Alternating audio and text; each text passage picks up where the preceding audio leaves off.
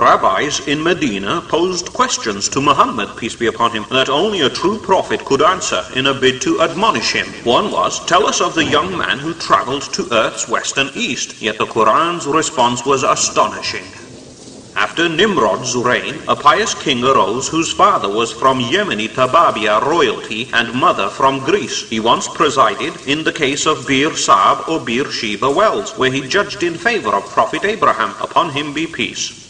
He was so impressed by Abraham's pure monotheism that he embraced it and walked to do Hajj alongside his horse. For showing humility, Abraham revealed that Allah would enable Dhul Qurnayn to master the winds and their course.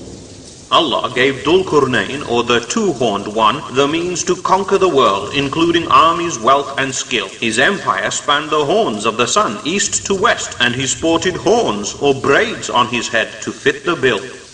At the offset, it's clear from the Quran that Dhul Qurnayn was a humble, pious monotheist in a time before Jews. Many have wrongly assumed him to be Alexander the Great, Cyrus or Darius, but they all fail if history is pursued. For example, Alexander called himself the son of Zeus, set up idols, and had illicit relations unworthy of accolade, and the others were fire-worshipping Zoroastrians, and even if they shared similarities, none can match his grade. Only 4 kings have ruled the entire earth. 2 evil, Nimrod and Nebuchadnezzar, at a time when records were scant. 2 were good, Prophet Solomon and Dhul Qurnayn, peace be upon them, and in the near future such a rule to Jesus will Allah grant. Dhul Qurnayn's military advisor was Al-Hidr or Melchizedek, a righteous prophet whom Allah gave a life extended. After Abraham rescued Lot, peace be upon them both, from his captors, he gave a portion of war spoils to Hidr, who blessed him as intended. Hidr had drunk the water of life and turned dried vegetation into lush greenery, from which is derived his name. He is also the one who taught Moses, peace be upon him, is listed as a Sahaba and may be the youth who exposes Dajjal's end game. Firstly, Dhul Qurnayn headed west towards Al-Ayun and the Al-Halidat or Canary Islands by the Atlantic Ocean. From Dhul Qurnayn's perspective, it seemed as if the sun set in Hamia or murky boiling water in fetid commotion. Some joke that Muslims believe the sun actually sets in water, but the Quran states the sun has an orbit in space. In fact, the Canaries were volcanically active 4,000 years ago, forming Lanzarote's caves by steam in the lava face.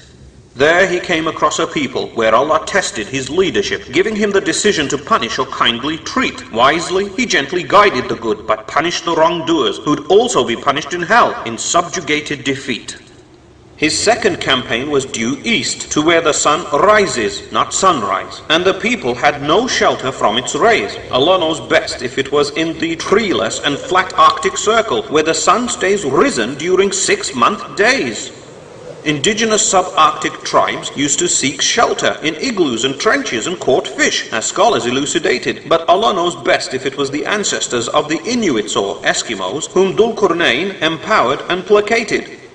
Fascinatingly, along the Silk Road during Abraham's time, peace be upon him, now extinct civilizations talked about a 2-horned king, such as the Harappans of Mohenjo-Daro in Pakistan and the Taklamakans of Lake Isyk-Kul, meaning hot spring. Surah Kahf mentions his final trip took him through a mountain pass, where he met a tribe unable to communicate. By using translators, he found out they were being decimated by the evil Gog and Magog and needed to separate. On this campaign, he went north, and only Allah knows if he crossed the Arctic into the Americas or headed west. Yet there are remnants of vanished tribes who sacrificed babies, such as the Olmecs and Kurgans, but Allah knows best. Gog and Magog, or Yajooj wa Majooj, were ruthless tribes who swooped through valleys, killed, pillaged, and withdrew. They needed to be cordoned off from humanity behind a barricade that they could neither scale nor dig through. Gog and Magog were human descendants of Noah's son Japheth, peace be upon them both, from whom arose the Turkic Slavonic Mongol races. The Prophet, peace be upon him, described them as being well-built, having red hair, small eyes, and wide, flat, shield-like faces. They asked him to build a barrier, to dam the hordes for payment, but he said Allah had already enriched him well. He only required their manpower, and being the first ever person to shake hands, his diplomacy made the team gel. He asked blacksmiths to cast iron blocks, a kintar or 50 kilograms each, then stack them with wood and bellow them red. Then molten copper was poured over the wall until it resembled a black and red striped thobe, a Sahaba later said. Barriers built to lock out Mongols and Tartars have been confused with Dhul Qurnayn's, such as China's Great Wall. Others include the Alexander and Caspian Gates, Pass of Dariel and Derbent, but none match the actual one at all.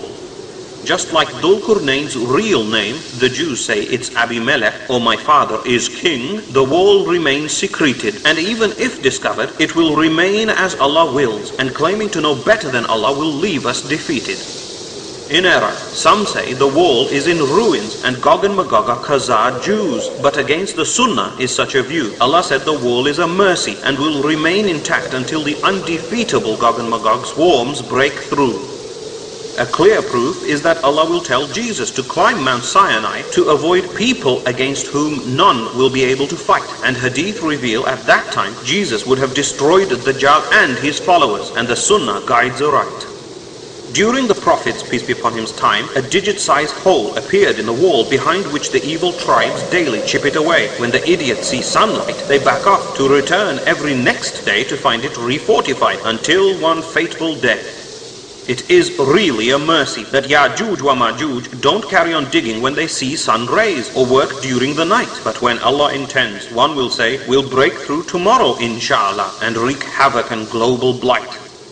For at that time, when Jesus has descended and destroyed the Dajjal and united the whole world together in Islam, Allah will cause the most beneficial man-made structure to crumble to dust and allow Gog and Magog to cause harm. They will surge like crashing waves, swarming stealthily from every mound, pouncing upon any believers they see, free from their barrier, vengeful and vile. There are so many of them that they will drink dry the Sea of Galilee.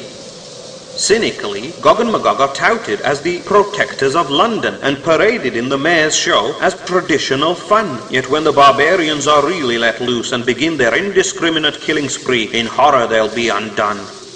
After killing many land-dwelling people, they will hurl spears skywards that will return with blood and then exclaim, we've even killed the inhabitants of the sky. Allah knows best if they are jinn UFOs or man-made aeroplanes.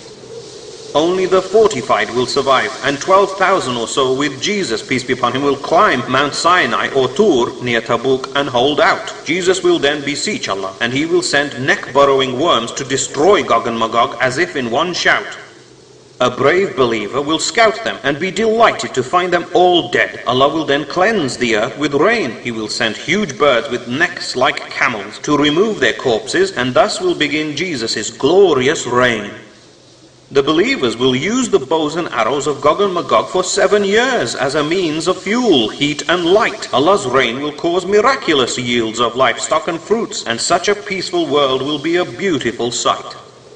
Jesus will live either for 7 years until he's 40 or 40 years until he's 73 after he returns aged 33 from the skies. During his reign, he'll marry, perform Hajj in Mecca and be buried next to Prophet Muhammad, peace be upon him, when he dies.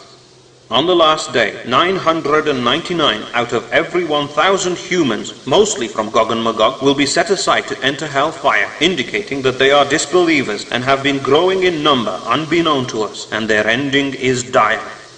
Dhul Qurnayn's summary in the Quran shows the qualities of a great leader, strong in faith, diplomacy and might. His goal was not fame, power or money, but to guide the ignorant into a way of life pleasing to Allah and do